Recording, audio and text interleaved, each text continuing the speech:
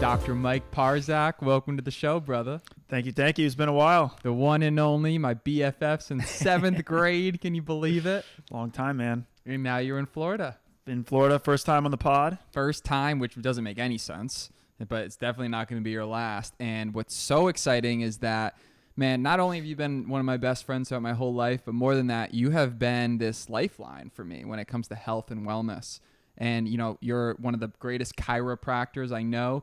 I've learned so much about chiropractic through you, but more so your expertise in the naturopath realm, understanding complex gut issues and how to deal with that. And, you know, this is exciting, man. We're going to jump into a lot of stuff today. Let's do it, man. So right off the top, you're in Florida. What you thinking about it? Florida's been great. Initially worried about the heat, but body adapts, no worries. Florida's been great. You know, I noticed one thing listening to your podcast with Drew. He talked about how everyone in Florida is just, you know, networking and hustling a lot more. So it's been a lot easier for me in that entrepreneurship role as a chiropractor to network with more people. It's been a lot easier than where I was previously. And when you mention networking with people in a chiropractic role, it's different than maybe a resident physician in the sense that maybe as a physician, a lot of times customers come to you if you work for some sort of establishment. And I'm sure that still happens when you work for some establishment as a chiropractor. You have some sort of inbound lead flow. But watching you, it seems like you have to go out and get a lot of your own patients. Can you talk about that? Yeah, for sure. A lot of clinics you work in where you don't really need to go get your own clientele, but as a chiropractor, you typically need to do some form of networking, advertising, marketing, and it's much better to build your own base and have your own following than rely on Facebook ads or, you know, some of that generic type of advertising, because people tend to go to the chiropractor that they know and trust more so than just someone random. I think it's interesting. I had a bulging disc in my back a long time ago. Remember? 6 millimeter bulging disc. My L5S1, if you're asking. Oh, I remember. And I did spinal. I remember. You did the decompression. You paid a ton of money for it. Paid a ton of money for it, which turned out I had a tumor in my leg. It was never in my back. I tell a lot of patients that story, by the way. It's wild. It comes up a lot in practice. So that was actually like a situation that has helped me educate patients, because sometimes people got weird shit going on and it often does seem like a bulging disc, but I always go back to that story and being like, some other crazy shit could happen always. Before I explain, can you explain what spinal decompression is? Yeah, so essentially you lie on a table, they strap you at the waist and at the chest, and it pulls apart the lower back to open up the space in the lower back and the discs, to allow the disc to heal better, decompress, obviously. But it's a way to actually correct, in some way, a bulging disc. I needed it because I had this 6 millimeter bulging disc. And after doing it, it ended up reducing to 2 to 3 millimeters, which is really interesting because I learned a lot about how if you don't treat a bulging disc early, it gets even harder and harder to fix, especially long term. But you told me once that if you were to do a random MRI or X-ray on just any person, human walking around the earth, most people actually have bulging discs. Yeah, they did a pretty interesting study. They took 100 people off the street, no history of low back pain. About 30% of them had bulging discs, but none of them had any pain. So just because you have a bulging disc doesn't mean you're going to have pain. But like you said, the longer that you let that sit there, the harder it is to fix. So I'll see that in practice. If someone comes in with a 2-3-year-old MRI and they're just now trying to fix it, it's going to be a much harder job than if it happened 2 weeks ago. And a lot of people can avoid that situation happening just with some simple stretches, like the cat cow. You know, next time you go to the gym, get on all fours, you know, deep breath in, you know, really push it out, push your stomach out. Like the cat cow is amazing. And also the, nuts to the floor, bend up, whatever that one is. The cobras. Yep. Because you're releasing pressure off of your sciatic nerve. And for anyone that's had sciatica sucks. Absolutely sucks. I can relate. Yeah, it's not fun. And that's also, like, as a chiropractor, we're trying to, as a profession, push more preventative care. So exercise, stretches, obviously, but preventative maintenance with adjustments. You know, when I come hang out with you guys, I'll adjust you. And you may not be in pain, but that's to work on a preventative manner to keep your body moving and functioning better so that we can prevent injuries rather than wait for the injuries to happen, then have a crisis, then spend all this money and time, treating that. But pain is ultimately what brings people and motivates them to want to spend money for healthcare, right? Right. We don't That's do just fact. We won't take action until shit hits the fan. It's how humans work. Yeah. Like, people, generally speaking, aren't going to go and get their routine physical, and a lot of people need to. Just recently, and it's really terribly sad. I know this girl named Jessie Lee. She was like huge in the network marketing world. I shot her wedding video in 2016. Oh, really? Yeah, one super healthy girl, rocked and rolled, one of the top income earners in network marketing. She found out she had stage 4 colon cancer in March, and 6 months later just passed. No symptoms beforehand? Sounds like none Wow. that she shared. And it's like, a lot of times it's interesting because you get in this situation, you wonder what could have happened. Like, should we do more preventative MRIs? That's interesting because the only time you ever get an MRI is if you have an issue. You're not going to just go in there, but you can spend a gob amount of money to just get an MRI. What are your thoughts about that? Yeah, I think I saw something like Kim Kardashian is like promoting that, like full body, like preventative MRIs. I think initially that's just like a money scam, to be honest with you. But there are those situations where I've worked with people and I'm like, you know what? The MRI is probably not going to show us anything. It's probably a waste of time and money. And then you get it and you're really happy that you do. Same with x-rays. A lot of people come in, they're like, I don't want the radiation. And we take an x-ray and, we find something that's really important for their health long term. So, I don't really think everyone should go in and do a preventative MRI. But at the same time, you may have a million people where it's a complete waste of time, and you may have that one person where it saves their life. It's just so devastating with the story with Jessie because it's like, that could have happened to anyone. Yeah. So when you hear a story like that, cancer, fuck cancer. But it's wild because as the world of medicine evolves and people learn more, it's interesting to have a community like yourself and Sky where we can consistently try to put ourselves in the best position to be healthy, because life comes at you fast. And if you can catch something before it gets worse, that's clearly the plan. But healthcare is expensive. Right. And most people aren't going to have the funds to go and treat themselves, especially when it's not through like some sort of healthcare program, right? Like paying out of pocket for chiropractic, it's expensive. Right. And a lot of, naturopath type of things are very expensive. So it's interesting, and I want to talk about this. For everyone that's listening to the show, you know that I have gut issues. My name's Ian Lenhart, and I have gut issues. Specifically SIBO, small intestinal bacteria overgrowth. And I made a video about it, now it's coming up on almost 4 years ago. And I just spoke about what happened with that entire process of having SIBO and the issue. There it is, my personal story of struggling with SIBO.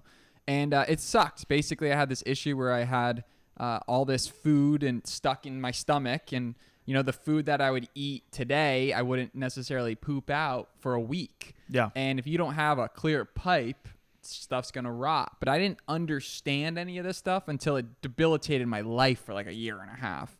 So during that time, I worked with you, and you actually made me say, hey, Ian, take a step back, swallow your pride, swallow your ego, stop saying you've done everything you haven't. Right. And you basically like put me in line, put me in check, and said, let's do this together.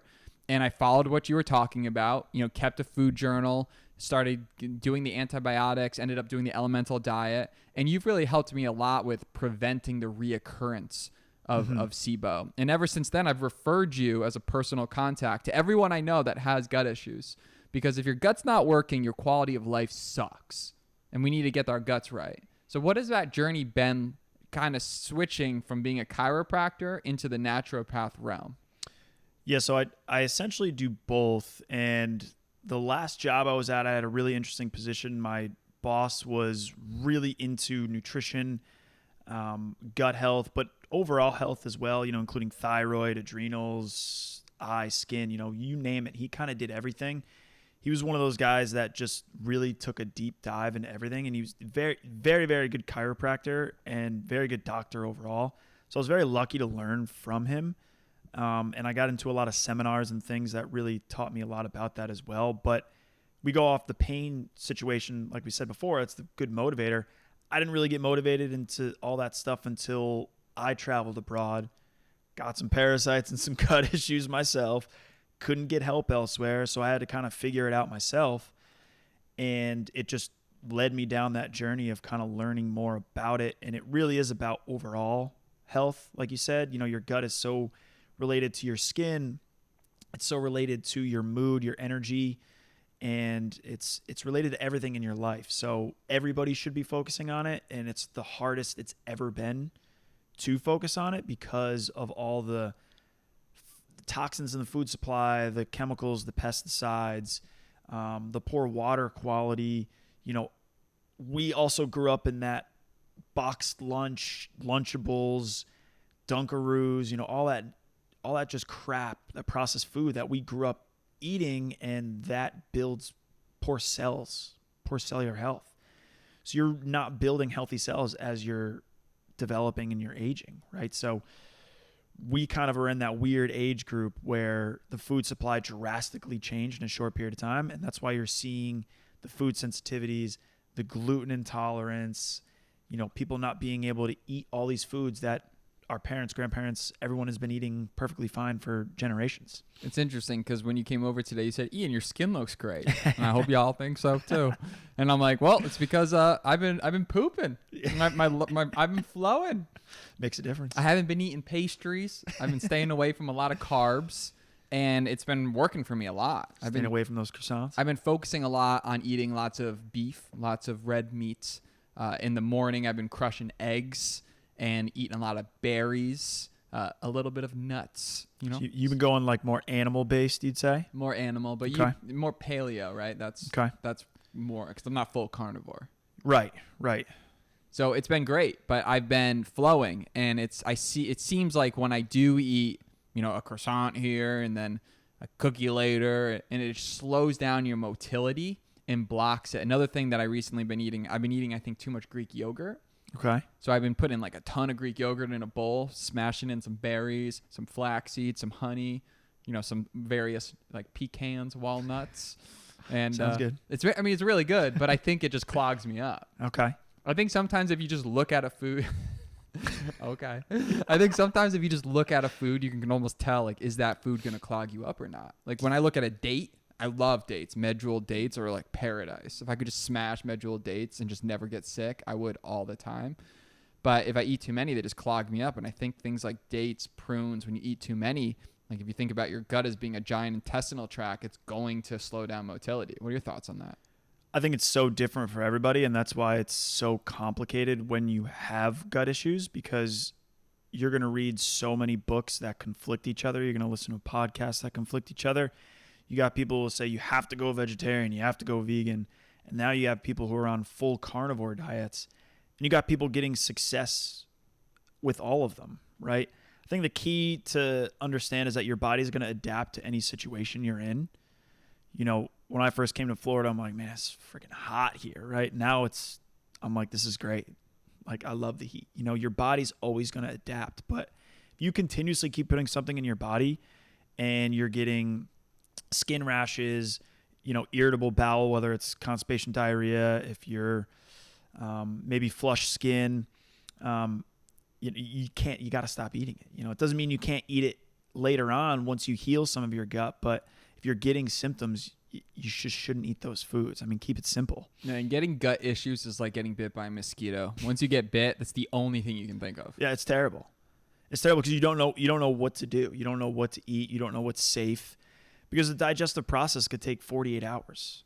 So something you ate 2 days ago could be screwing with you today, right? And I think most people that you run into have gut issues. I mean, if you look at your average 50-year-old male, like, what do they look like? They have these big bloated bellies. Straight bloated. And if you talk to a lot of them don't drink. We call it a beer belly, but a lot of them don't drink beer. You know, a lot of that is undigested proteins, and that's just fermenting in your gut, and it's screwing with your gut microbiome. So you got to look at yourself. Are you bloated? Are you gassy? Are your stools out of whack? Are you pooping every day? Are you pooping? Stay pooping, my friend. Got to go every day. Every day. So you got to look at what you're doing, and then you want to look at your energy, because I feel like most people nowadays don't have the energy, and that's what I'll notice if I'm eating poorly. Because I've always been thin, so people always, give me oh, you're so lucky. You can eat whatever you want. You won't gain weight. And it's like, yeah, I won't gain weight, but I won't sleep. I'll have no energy. I'll be terrible at work the next day. I have like other symptoms that happen. So it's not just like about weight. And that's what everybody associates their gut and their diet with, is weight. Yeah. Does it make you more vascular when you eat healthy, or is that a trade secret? I don't know, man. Part of the that's Polish a secret. bloodstream? Yeah. You've been one of the most vascular dudes throughout our entire life. So someone asked me recently if I was juicing in some way. I was like, no, if I was, I should be a lot bigger. Apparently there's so many people juicing. I had no idea it was so common. Apparently like 95% of the people at these weightlifting gyms are juicing. Well, a lot of people are doing testosterone replacement nowadays. Yeah, tell me about TST replacement. TRT. Pros and cons. I don't know like a whole lot about it, to be honest with you. What I do know is that once you start, it's going to be difficult to stop. So once you go all in, you're kind of stuck, right? Because your body is going to change the way that it produces and releases testosterone if you start taking it externally. But again, our generation, when we compare to like our fathers and grandfathers' generation, our testosterones on average are significantly lower. So those trends are kind of problematic when you look at overall health, because we think about testosterone as, building muscle, manly traits, but it also has to do with healing from injuries, tissue rebuilding, so there's other avenues that it impacts in your health, in your life, not just, growing muscle. Right, because it seems I have some friends that are in their mid-50s and they take testosterone in injections. And it seems like it makes sense at that point because your body just simply isn't producing it. I think after 32, it just starts to drastically decrease. Yeah. But that makes a lot of sense. But to go on TRT this early, I don't know. I don't know either, man. It's one of those things where like some days I'm like, man, if I did that, I'd have more energy. I'd put on some muscle. I'd feel better. I'd look better. Like kind of sounds cool, right. But at the same time, I don't know long-term implications. I haven't studied enough on hormone replacement therapy, but it's really expensive. And I think once you start, you're stuck. Yeah. It's almost like once you always want bigger boobs or a bigger butt. And once you got some big old arms and you need to keep puffing those in. Yeah. And I think people are doing some other things along with the TRT. I know peptides are getting common. Everybody's on the Ozempic. What are peptides? So peptides are basically they're basically small chains of amino acids. And Sky, you can look it up because, those are that's just collagen. The BPC, that's a peptide right there. Yeah, so they're just short chains of amino acids. So they're natural.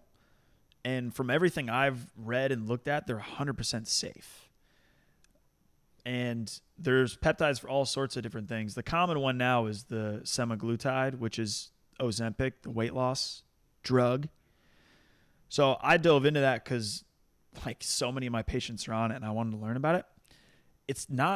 There's nothing in that actually makes you lose weight.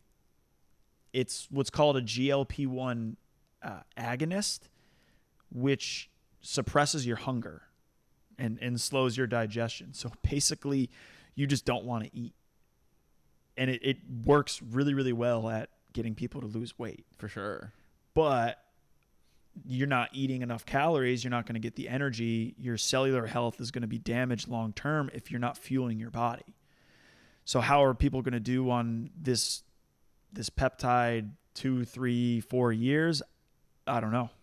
We're gonna find out. What are your thoughts on people that are overweight and certain people just claiming that they simply cannot lose weight because of their genetics or their genes and it's impossible?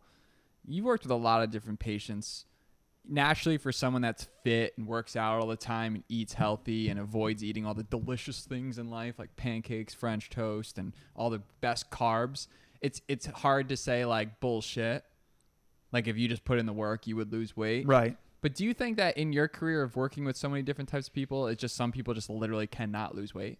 I think it's really hard in America. I think if you go to Europe and you travel, you'll see that people are not like Americans. They don't get that big. The food supply is really hard. We have longer work schedules than Europe as well, so we kind of live a little bit more of a stressful lifestyle. And yeah, there's a genetic component for some people that makes it much more difficult to lose weight for sure. But most people are just lazy. Let's be honest. Most people are lazy. Most people haven't done the proper dieting, even though they say they do. They still eat, food, convenient plastic wrapped food, which is preservatives and all sorts of other shit that your body has to digest. It's mainly bad gut health, I think, in a lot of those people.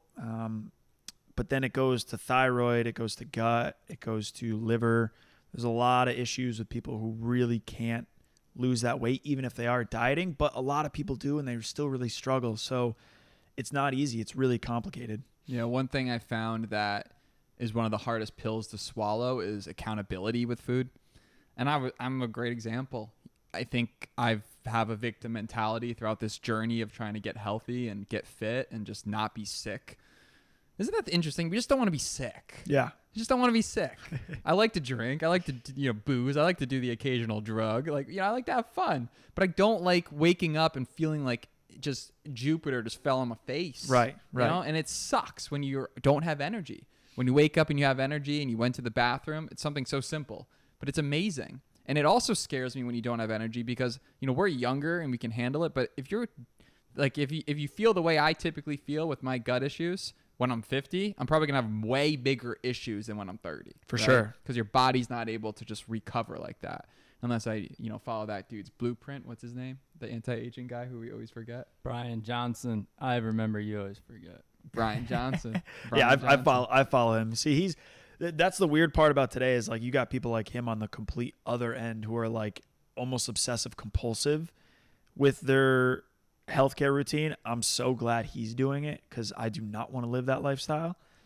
So we get to learn from those kind of people and those biohacker people who spend several hours a day trying to reverse the aging process. I mean, for me, I just try to live an 80-20 lifestyle. 80% of the time, be strict, be disciplined. Then the other 20% of the time, try to cut loose, have a little bit of fun. Remember those cookies we had from Night Owl? So good. They were so good. I think we ate like 1,000 calories each. One of the best cookies. One of the best cookie hacks is, think about it. If you're going to eat like 4 cookies, instead of just eating 4 chocolate chip cookies, which is the GOAT, you get 4 different types of cookies from like an actual cookie place, and you have like a quarter of 4 different cookies, and now you just created a cookie table. It's a big life hack. Well, I remember I was slamming them, and you're like, slow down. You're eating them too fast. Well, you used to eat so slow, and then you started eating fast. That's an interesting thing. I thought about that with my gut issues. Like maybe I was eating slow when I was younger for like a reason. Maybe my digestion wasn't as good, so I needed to chew more, and I don't know. Yeah, the 2 things that I'm most guilty of is number 1 is oh, it looks so good. Is victim mentality when it comes to what I'm eating. So a lot of people have a apple throughout the day or something, and then they're just like, what the fuck? Why am I not getting healthier? Because you feel like you're doing something smart, but truthfully, you're just scratching the surface, and then you're eating, some complex carb like pasta that's not good for you from the beginning because of the raw materials. Like you mentioned, it's not coming from maybe a European country. It's coming from the supply. And next thing you know, you're just you might be doing one good thing, but you're doing another bad thing that X's it out. So having like insane accountability is big. Being able to adjust your lifestyle to have tasty treats like blueberries, strawberries, pineapple, fruits that like satisfy that sugar craving is nice. But my biggest issue with bad food is overeating. It's my biggest issue. Because I just love when you take a bite of French toast and it's drizzled, it's warm, it's maple syrup just pouring over it. And you just bite it and you're just swirling around your mouth. Tell me more. Jones, you have an incomplete thought, though, about the cookie eating process. You didn't finish that. Oh, right. But so before I jump into that process of just eating really delicious food is amazing. Yeah. How can you not want to do that?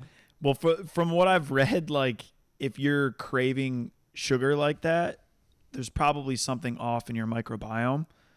So whether that's getting more probiotics in your diet, whether it's supplementing probiotics, you can maybe manage it in that way. But I know you do a lot of fasting, and I think that's one of the best things for people to do, because when we talk about health in general, one thing you mentioned, to do things in a really specific way, in a smart way, the right way, you're going to have to pay cash, and it's expensive. But fasting is completely free, and it saves you money, and the studies are endless. They're phenomenal. If you're someone who's like, I couldn't even go that long without fasting, that means your blood sugar regulation is way off. Your pancreas is working overtime. You're over consuming carbs and sugar. So you should fast. Start with intermittent fasting and then build yourself up. But I think there's a lot of free stuff that people don't talk about, like fasting, that anybody can implement. And because I get a lot of patients who they got all these issues, and there's always complaining, and there's always excuses, right? Yeah. But there's a lot of free stuff that people are not doing, that none of us have an excuse for, that we all should be doing. And I think periodic fasting is one of them. Yeah, it's interesting with the sugar thing, because going back to delicious French toast, is that craving for French toast comes when I've had sugar recently. And once you start having sugar, you start wanting more. Ice cream's a great example. You gotta love ice cream. Yep. But once you eat one ice cream cone, you kind of want another.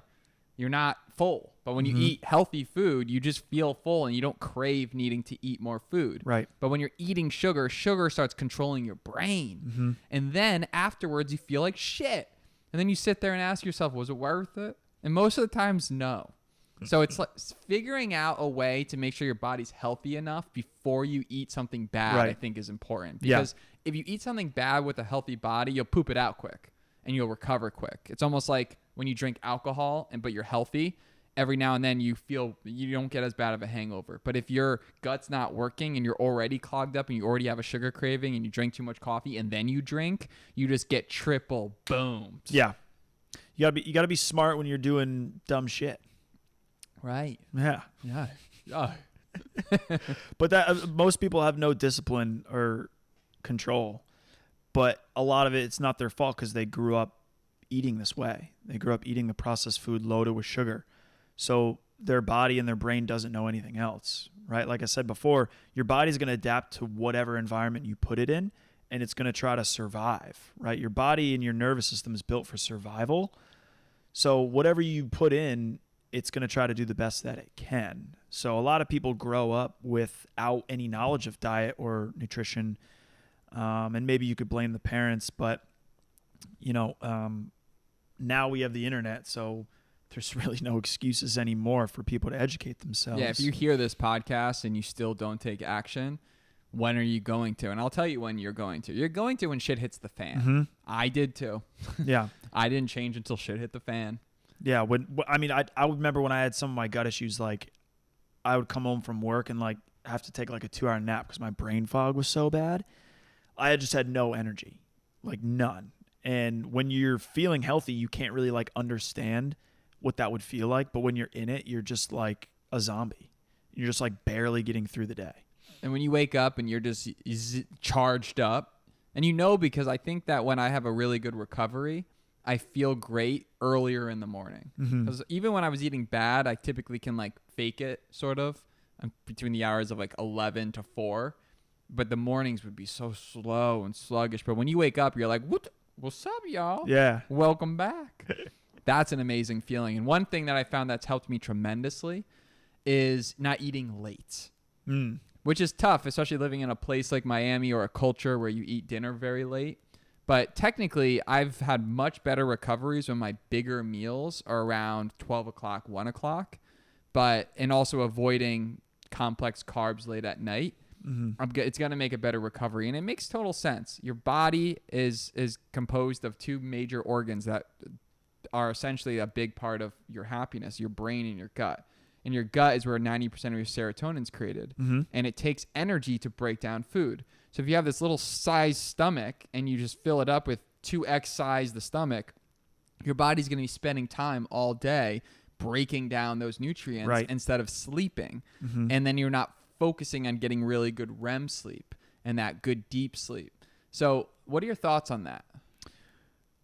A lot of your body's energy throughout the day is used for digestion. So again, that's why fasting is such a great tool, because now you're allowing your body to take care of other stuff because it doesn't have the energy of breaking down all the food. And I think that's why you're getting people with like the carnivore diet get such good success, because they're simplifying the digestive process and they're not putting as many things in your body. You go get like a protein bar, look at how many ingredients are in it.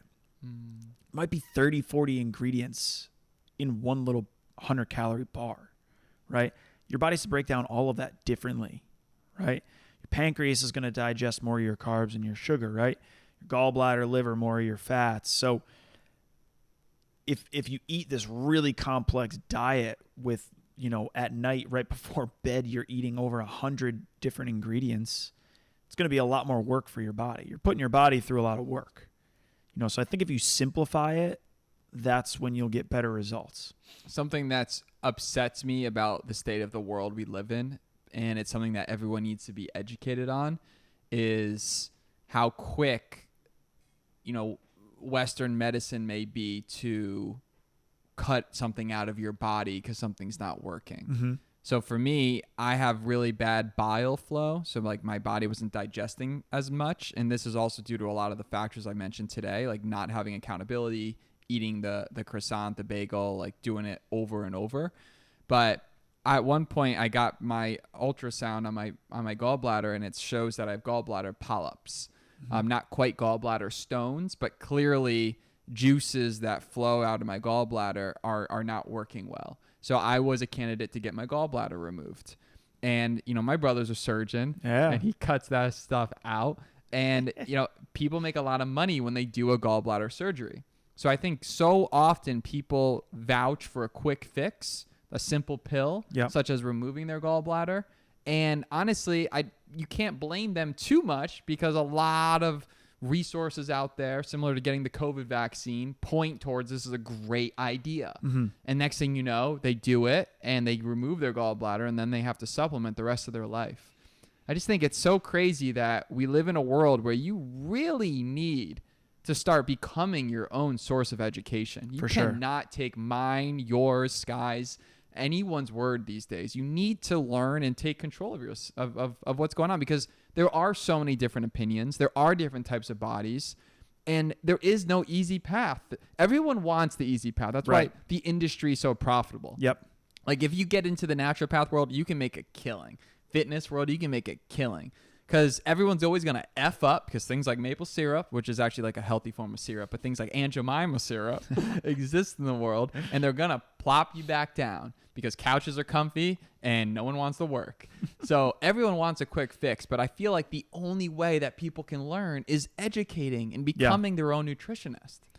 And that's what I try to do with my patients as well, is try to educate as much as you can. Look up and research anything anybody says, whether it's me, anybody, it doesn't matter. We all have access to the same stuff, by the way. Just because I have a doctorate title really doesn't mean anything, right? And it's important for people to be engaged in their own healthcare, right? For me, growing up, it was you just go to the doctor, you do what you're told, you leave, right? And I had all these health problems as a kid that were never solved until I went to college. I started learning myself, and I started kind of diving more into the natural, holistic side of things and actually getting results. And then getting incredibly frustrated, like, why didn't anybody tell me this? Like, I got these bumps on my knees. It's called Osgood-Schlatters. You guys ever heard of it? I got it on my left knee. You got it on your left knee? It's basically like you grow really fast as a kid, and you get this bony growth at your patellar tendon. I had like severe knee pain as a kid, and like I stopped playing basketball because it was my best sport when I was a kid. Yeah, you were a baller. And I had just terrible knee pain, and I would go to the doctor and like, oh, I'll put some ice on it. Oh, I'll put a strap on it. Well, the ice didn't work. Put some heat on it. And I'm like, what the hell is that?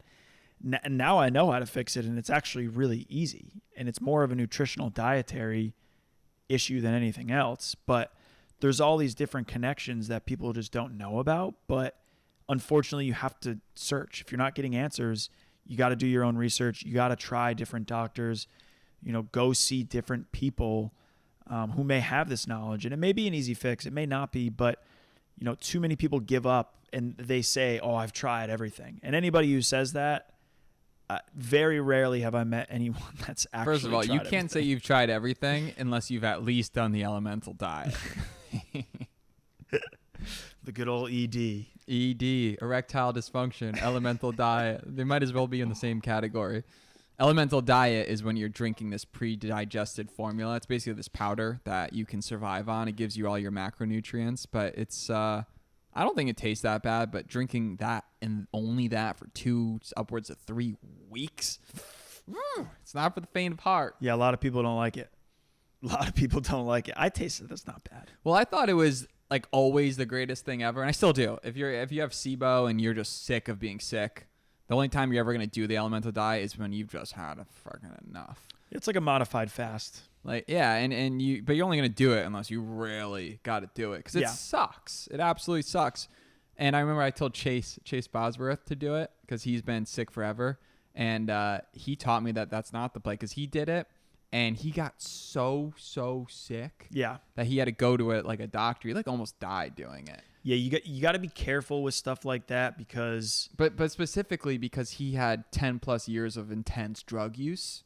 Oh, okay. So all of that, the Herxheimer reaction. He was detoxing. He was detoxing too hard. deep decade worth of intense drugs into his system, and your body can't handle and process. You can't go cold turkey, basically. Yeah, you got to be careful when you're detoxing the body, even if you're someone that hasn't had a long history of drug use. You still got to be careful. Yeah, it's interesting. It's also interesting to think about all the extracurricular things. So, me, you, Sky, we've created this awesome health group here in Miami, South Florida, where when we hang out, we still do all the fun things. We smoke weed, we laugh, we have the occasional brewski, but we also go hit the sauna. 3 dudes, 1 sauna. That's a vibe. And then we should have done the podcast in there.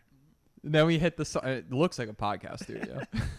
And then we hit the ice bath, which Sky's apparently the Iceman. No, apparently he's like the monkey now, and he thinks that we treat him bad. He doesn't like being identified as the ice guy anymore. So I'll never say that. Doesn't like being put on the spot. Yeah. No, I like it.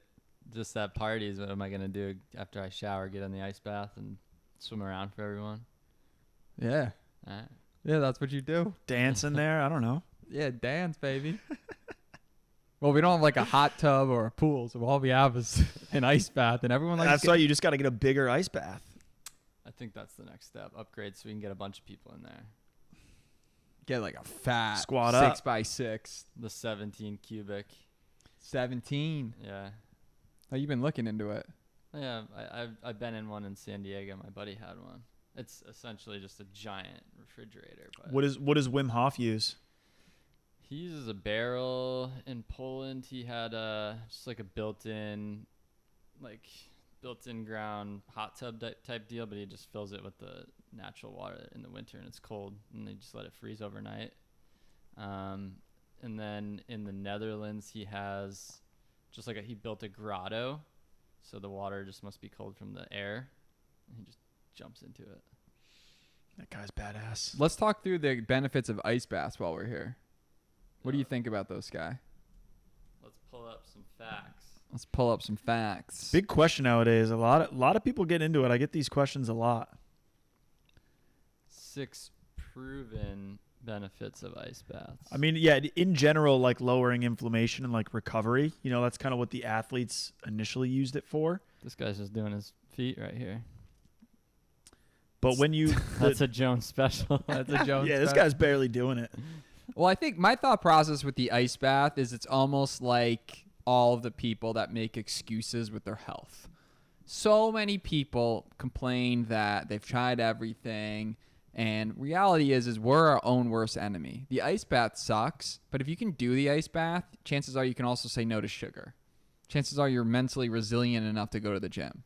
It toughens you up. I think that's one of the best benefits from it. And I'm not super consistent with it, but I do know that everyone knows if you take a cold shower I mean, it sucks, but afterwards you feel better. Yeah. It's a fact. No, I don't like doing it. And every time I'm here, like Sky pushes me to do it, which I'm happy he does. And today it's because if not, I'd bitch out all the time. Today for it's sure. mid-30s too. Yeah, I can't do that unless everyone's like, "Oh, chaka," you know, the We're gonna tribal. be ooga chaking for sure after this podcast. Yeah. Ooga chaka, ooga chaka. I feel awesome afterwards. I'm always so happy that I did it, but getting in is awful. No, it's interesting though. When you just jump in, I find the head dunk actually does help tremendously. It's the best. It just shocks your brain into like, oh, okay, like you've done it all, you've been there. I almost find cold showers tougher than ice baths. Really? It's like a slow, like every inch hits different. No, I agree with that because it's just not your body's not surrounded by it. You start at the It's just like a chest, trickle. slowly drips down to your nuts, then it gets down to your toes, and then then you have to spin around, and you start at the back. It's like It's hard to do in Florida, man. My shower doesn't get that cold. Nah. It does not get cold enough at all. that's a tight problem to have. I know Florida problems. Something I love about Florida is just that there's lizards everywhere. Yeah, I like the iguanas too. Yeah, and it's crazy because they just drop these. Like there was a huge poop in my backyard, and I was like, "Did someone's dog come in here?" And it was just from a massive iguana. Oh, really? Yeah. I haven't seen that Every yet. time you see an iguana, it's cool because it's a dinosaur. They look Same like thing with like dinosaurs. crocodiles, alligators. I mean, those things are effed up. I'm more scared of that than sharks, faux show. But I mean, it's straight dinosaurs rolling around. That's a cool place to live. I want to live with the dinos You do? for sure. But I think other people should too. I mean, the one thing that sucks about South Florida for sure is the hurricanes. And the mosquitoes. The mosquitoes is the number one, not even a question. If I could snap my fingers and murder all the mosquitoes, I would. But it would destroy the whole food chain. But they're not bad at my apartment now. They were a couple months ago when mangoes were in season. Look We at got that a mango iguana. tree out Look how back. cool that Look at iguana that thing. is. Look how beautiful that thing is. Did I tell you about that time? I mean, I've been talking about this way too much, but I told you about that time I saw an iguana actually take a shit on a girl's head at a wedding. You did tell me that. Yeah, I felt bad laughing, but I also felt very blessed that I lived. I don't know. That's funny. That's just funny. I lived in a moment of time where, a 4-foot long dinosaur just pooped on a girl's head. Just be thankful it didn't happen to your date, Yeah. because that would not have been funny. Yeah, I mean, her face was pure mortification, as it should be, I mean, her hair was ruined. She spent Look, he's doing his cobras. That's actually that was a great showcase of it, the cobra. We could do that. We could show people exercises, but use iguanas as our example. Use iguanas. That would be a great, Keep it entertaining. yeah. Maybe your social media shtick becomes iguana doing it and then you doing it. It's like always the iguana and you become like the iguana chiropractor. Just the weird. You know what I've seen recently? It's like this big tatted Jack dude, and he does chiropractor to dogs. Oh, yeah. Yeah, there are a lot of people who do that. There's horse chiropractic is probably more popular, actually. I want to eventually do seminar. I would love to work more with dogs. This guy right here. Yeah, it's funny when you see the dog videos of dogs getting adjusted and then you see him look at the owner like, because every time you adjust my neck and I hear that crank, That's the reaction. the reaction. Yeah, I've seen Dog's this like, one. I don't know if I should kill you or thank you, but this whole thing. So I did work with one dog a couple years ago. So it was an elderly dog who was incontinent. It was just kind of peeing all over the house because it was up in age. It was kind of winding down. I didn't adjust like that. I used like an adjusting tool, which is like a thud. And I would adjust the like back part of their spine, kind of where the bladder, kidney origin is. And the dog would go a few days without peeing in the house. We would go like a week, and the owner was obviously super excited because they didn't have to clean up pee all the time. But So when you're like how this guy's grabbing the dog's neck, and like when you grab our neck, what are you waiting to feel to do the crack? well, so I'm not really formally trained with animals, but you're really I don't know. You've adjusted Sky before, so maybe. you're playing with different angles, because what you're looking for is the part of the joint that's not moving properly. So like that's the part that I don't really know that well with animals. I know humans very, very well, obviously. Yeah, So that was my question. Like, even with us, like, what are you waiting to feel? well, I'm waiting one if you're relaxed, because a lot of times people are anticipating it. So I'm kind of sometimes maneuvering you to distract you. Sometimes I'm playing for the end range, so I'm changing the angle of my adjustment. So, a lot of adjustments look the same, but oftentimes you're doing them in a different way based off of what you're finding. So you may adjust in a slightly different angle.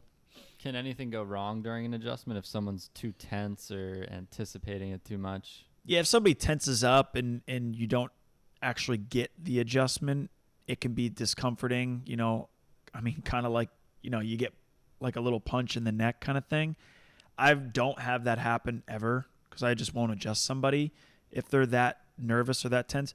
Nowadays there's so many tools and different tables and things that we use as chiropractors for someone who does not want their neck cracked, right? There's so much more that we can do for those people. So those people tend to be afraid, but I never force anybody to do anything that they don't want to.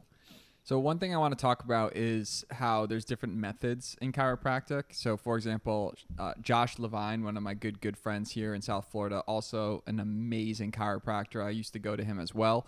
They use the NUCCA method, NUCCA, and basically it has to do with adjusting a certain vein, if not in your neck. The atlas, the top bone. The atlas. It requires a heavy imaging, but it's really good for you. And he told me this amazing story because there's a lot of controversy about chiropractic being real and not. But it's also funny because there's also controversy about real doctors being real or not. Right. So, you got to do your research.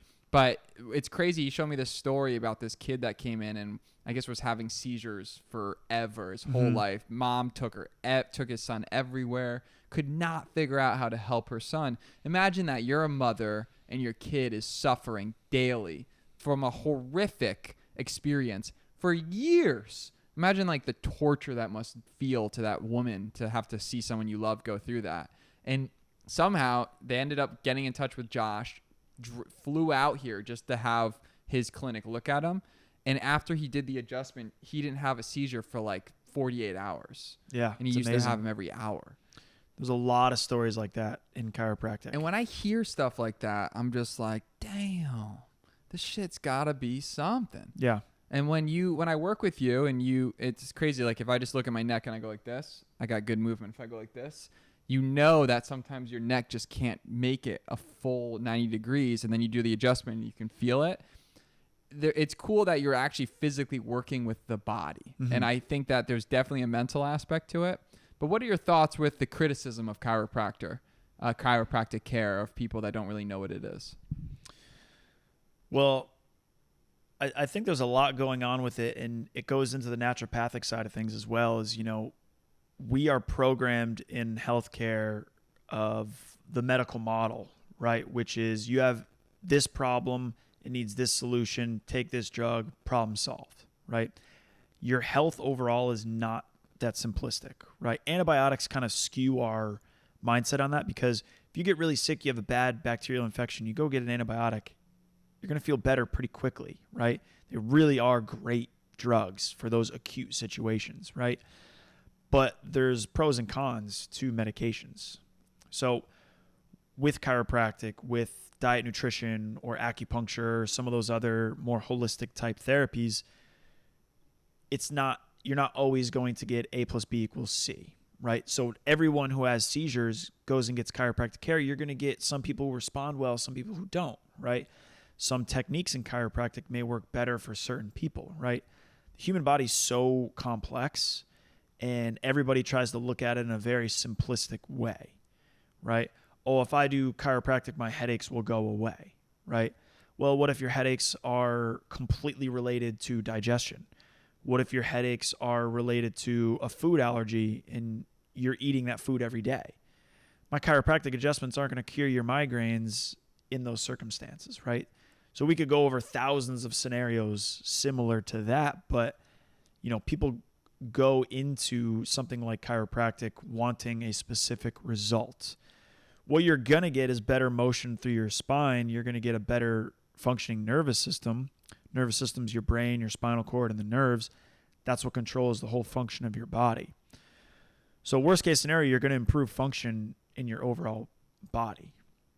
But you may be going in for a very specific pain, right? Like you had a tumor in your sciatic nerve, right? I adjusted you during that time.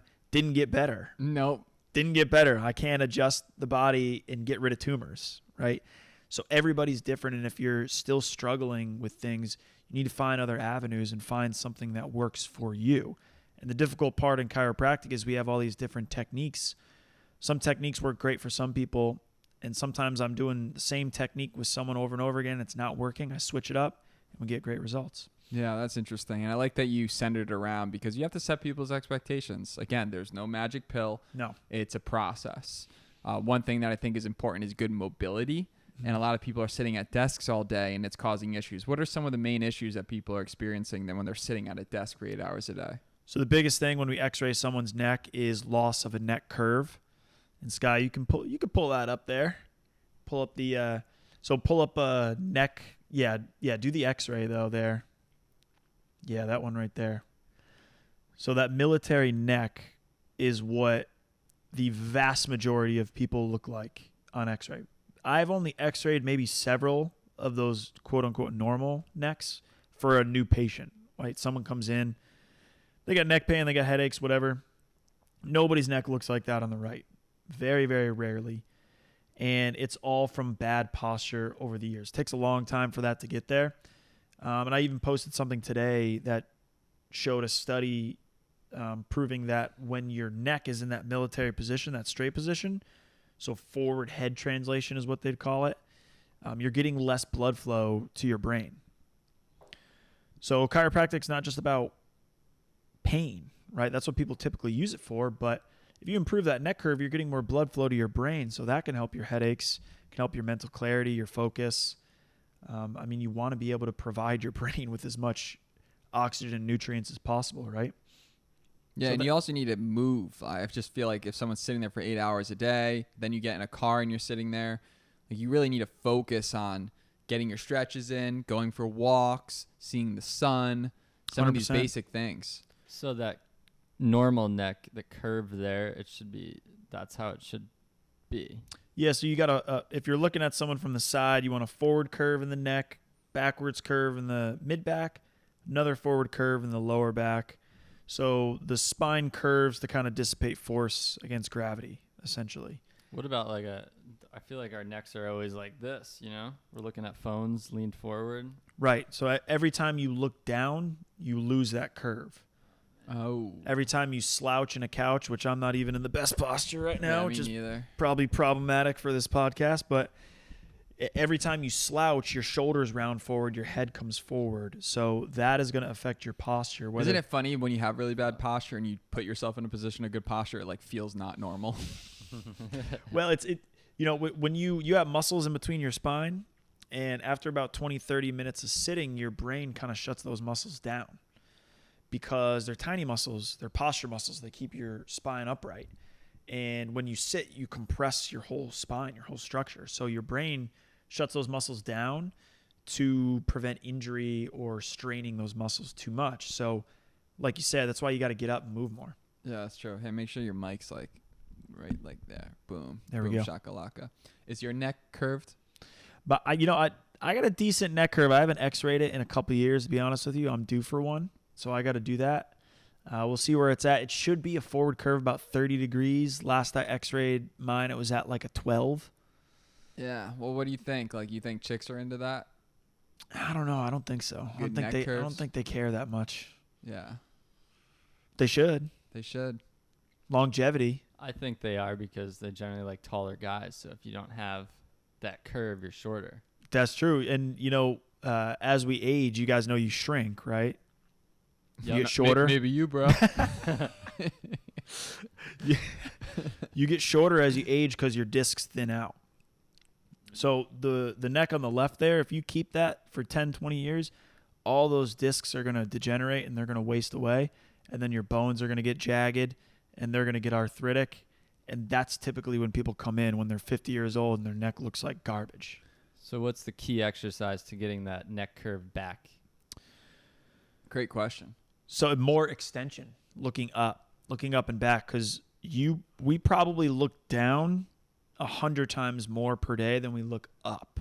And that's just an arbitrary number. I just made that up. It might even be more for most people, depending on your job. But very rarely are we looking up. But we look down a lot more. So you would just do like 10 sets of. Yeah.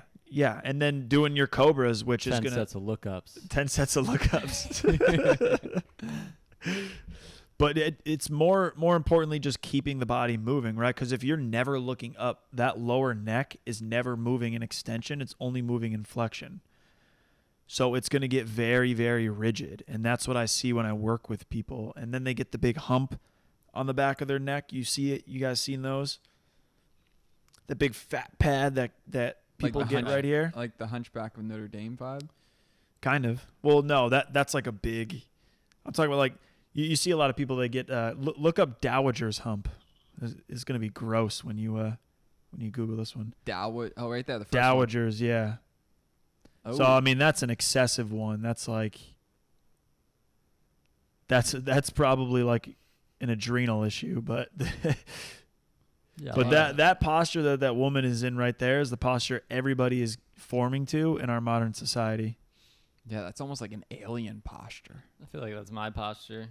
No. I can notice that like a lot of the time I'm like no, you have good posture. slumping over. Oh, thanks, dude. It's they call it upper cross syndrome. Upper cross. It's extremely common, and especially if you're working at a desk, you're gonna have to do things to combat that. Chiropractic, It looks like he's exercise, got a giant yoga. Zit. Does that look like a massive zit? There are some conditions that can cause that, but for the most part, it's just poor posture. There's so many people that are struggling with health issues that just they never talk about, and they just go through their entire life in shame. But a lot of these health issues you're not so uncommon, and I feel that you need to, when you have an issue, you need to address it. Similar to a lot of people who have finance problems, they never address it. Mm-hmm. They never just take action. They never acknowledge it. Similar to personal development, they never acknowledge that they need to grow as a person.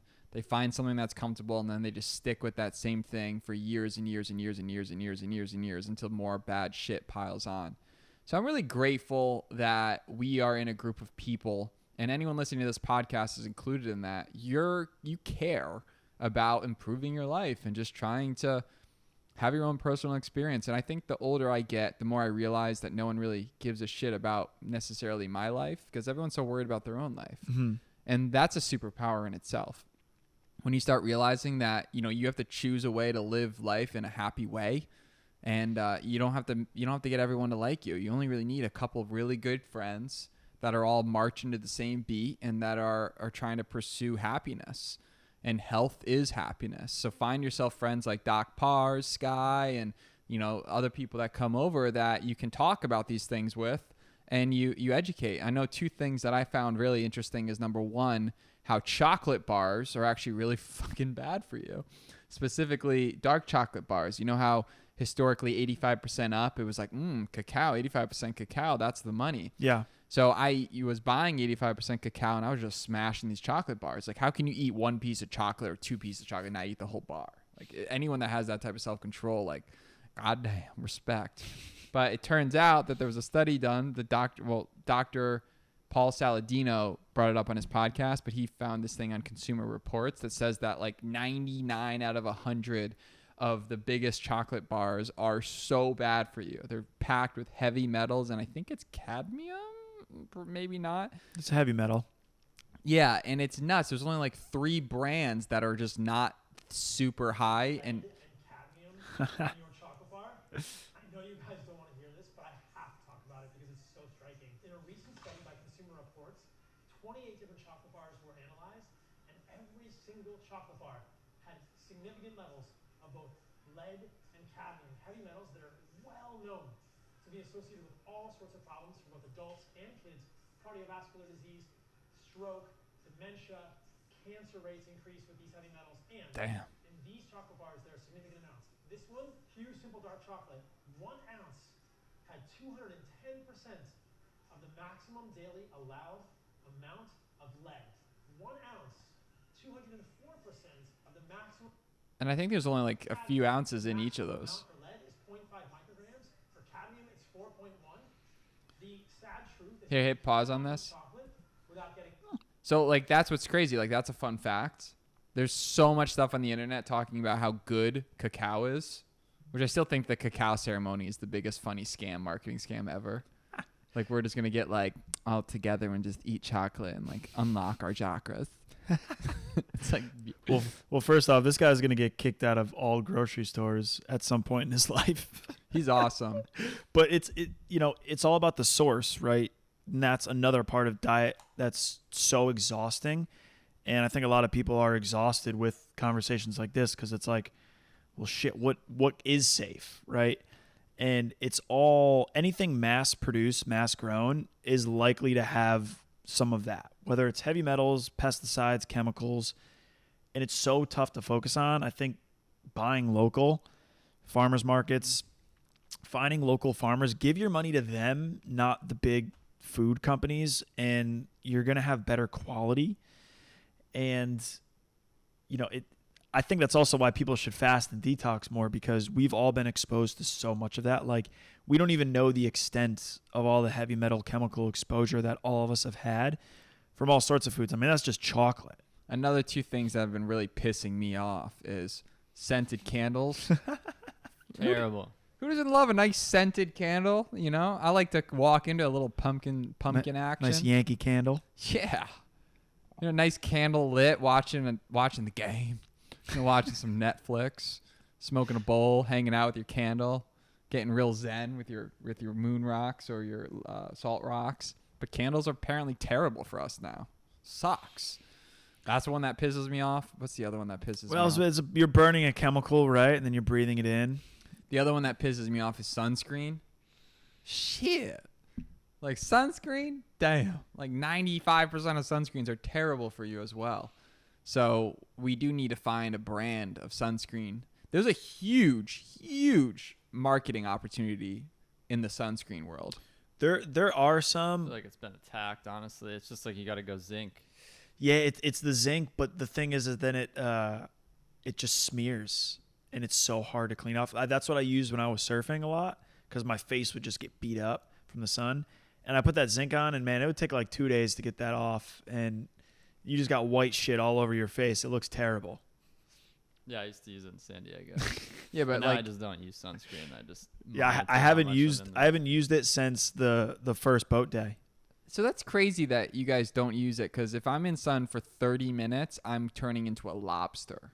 So is the play just to like avoid being in the sun for 30 minutes? Just kind of like, Well, so what that tells you is that you're not absorbing the sun yeah. properly. So there's a lot that goes into it. There's a guy named Dr. Jack Cruz who's like kind of ahead of his time, it seems like, right now with his light science. Like, he's really, really into light science. If you look, Jack Cruz, Kruse. Kruse. Yeah, there he is.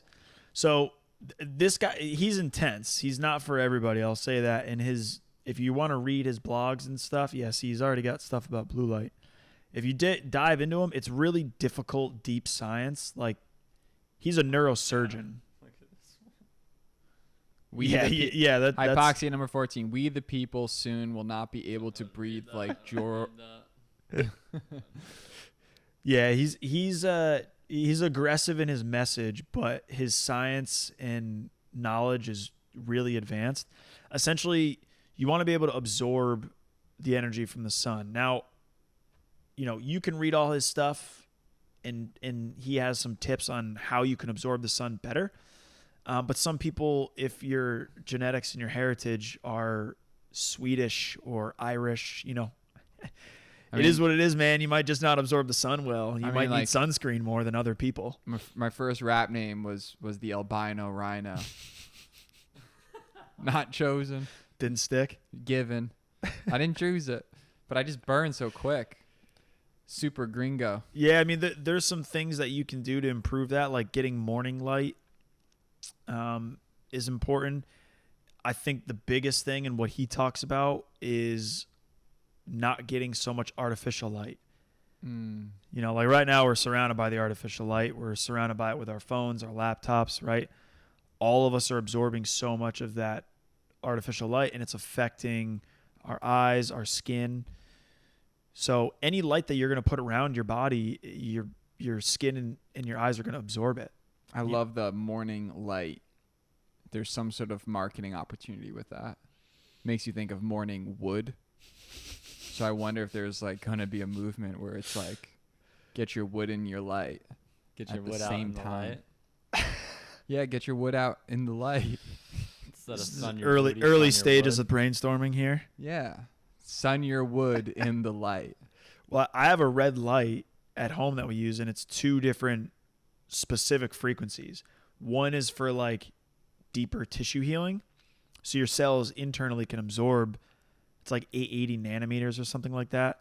And then there's the bright red light that's like good for your skin. So that's super popular now. You can go to a lot of businesses, like cryo places, have like red lights. You like lie in it. It's not a tanning bed, but your body just basically, you surround yourself with the red light. And it's similar to a frequency of the sun, but it doesn't burn you. So you can get the benefits of the sun without getting burned. Now, I don't know if you want to create a light that has the exact frequency of morning light and combine it with your morning wood idea. I don't know. You might be onto something there. Maybe I should pitch it to Brian Johnson. Brian Johnson introduces the morning wood light. Yeah, he loves talking about his morning erections. That Loves guy. it, yeah. He's probably the first one ever to test his erections at night. It's one of the questions if you're going to do hormone replacement therapy, it's one of the first questions they'll ask. So how do a you do male. it? Do you have to put like a device on your piece, or how Well, do you? I just know that at hormone replacement therapy clinics, they'll just ask you. It's just a questionnaire. Yeah, let's look it up. What is the device that they put on? He you? uses a device? Yeah, there's like this thing that you can track to see how much boners you get at night. Does it measure the quality? You should probably look up Brian Johnson specifically, because this is just going to be like erectile dysfunction stuff. Honestly, everybody should look up Brian Johnson. Well, no, look up Brian Johnson erections. We gotta be careful here. We gotta be real careful with that. All right. I just want you to read this. How do I know if I'm fully erect? Most of the time. Most of the time. Just hangs around minding its own business. Most of the time, the penis is flaccid and just hangs around minding its own business. Oh, During man, an erection, it becomes temporarily engorged. Enlarged. I'm a 4-year-old. I don't know. You might. How can you say that with a straight face? Night boners. Yeah, there we go. Oh. 2 hours and 12 minutes. Those are his Shockwave therapy. stats. That's it. Shockwave therapy. Also, the clinic I work at right now, we do shockwave therapy. Not for boners, though. This is the guy. He looks like he's never had a boner in his life. I'll show you mine if you show me yours. Name's Johnson. Brian Johnson. That's actually really interesting because, so the shockwave is this device. It's like this wand. We wave it over like plantar fasciitis, tennis elbow. Like for therapies like that, like the shockwave kind of wipes that out. It breaks up scar tissue. It increases vascularity. And the inventor of it, I believe, we want to look this up, but I believe the guy who invented this device invented it for erectile dysfunction, but found out that it broke up scar tissue and was really healing for a lot of other things. Guy. Scroll down. No, because it's a key piece of evidence he just said. That's the joke that we He always said- make in the clinic, so that's funny that He's this saying guy the actually goal does is it. to be erect for 3 hours and 30 minutes a night. Brian Johnson says about penis rejuvenation. So what are you using to test that, though? That's my thing that I've been trying to figure out. Like, there's a device that people are buying from him. He puts an Oura ring around his He's around probably his making. penis. Imagine that. You have to get sized. But He stimulates his Johnson. So that's Johnson crazy because stimulates if you felt the shockwave, there's nothing about that feeling that you would want on your penis. It's gonna feel terrible. Speak for yourself. I mean, Brian Johnson, imagine he's got goals. Imagine like the next Lisa Ann Pocket slang just comes equipped with penis shockwaves. Shout out Kevin McCormick. Yeah, that's does it say how much he does it? Only like 10 of my homies will laugh at that. Does it say in this article, Sky, how, like, when he's doing the shockwave, how No, much? because his business model is amazing. So with the blueprint, he uses his body as a essentially a test dummy to live longer. His thing is don't die. And he's using all sorts of these different ingredients. Like one of them I bought, it's cephalon cinnamon instead of normal cinnamon. Doesn't taste nearly as good as normal cinnamon. But you then find out about this and then he sells it. And he sells his own olive oil now. And he sells all these machines to test your body. And we can move on because this has been a while. But I am curious about what machine goes on your piece. He's using shockwave therapy. So Well, I know that, but what, like if you get shocked, then at night, it's if you get that done before bed and can go to sleep, yeah, I don't know, man. You're some type where of person. sound waves are targeted at an area of the body to stimulate blood flow. Usually during the treatment, a small wand is used to target the penile tissue. But Johnson told the Diary of a CEO podcast that he is able to sit on his shockwave device. Wait, what? Oh man, Wait, hold up. What does this device look like? It says a wand. It says a wand. So he's sitting on a wand. Anyways. yeah, well, I learned something today. Let's move on from that one. Yeah, so it's interesting, I don't know where you transition from there. Oh, we got the dartboard up now. We can play pool and darts, baby. Oh man, I can't believe that. So, what else do we need to cover on the first ever Dr. Parzych chiropractic / all around? I know you brought your table. What are your thoughts on always just being asked to adjust people? It does get a little bit annoying, but at the same time, people, for the most part, are engaged and interested in what I'm doing, and I think that's a good thing overall. So I don't look at it as a negative. People are usually engaging and trying to be, learn more. So I think a lot of people are just trying to learn more. Yeah. But there are definitely people who take advantage, but that's up to me to handle that. But I like to give, you know what I mean? A lot of people have not experienced it, so I want people to experience chiropractic care. I want more people to utilize it. Yeah, and you're really good at it. Like you work with local gyms and you actually like work on people. I try to get as much people exposed to it as I can. I think it's something that is for everybody. I've seen every age group. I've seen babies. I've seen elderly. Not everyone gets the same chiropractic care. I think that's the biggest misconception. Everybody's always obsessed with the cracking because of TikTok and social media ASMR. Nowadays. Yeah, they love the noise, and that's what people want, right? Yeah, But gets the people going. It gets the people going, but it's a lot more than that.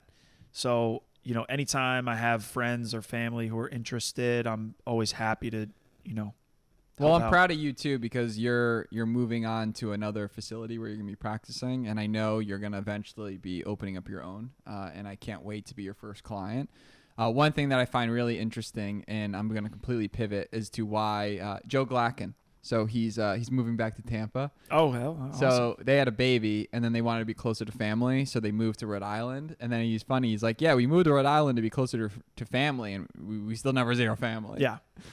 And how many people use that excuse? They never leave an area because they want to be close to family, but like you never really see your family. Yeah.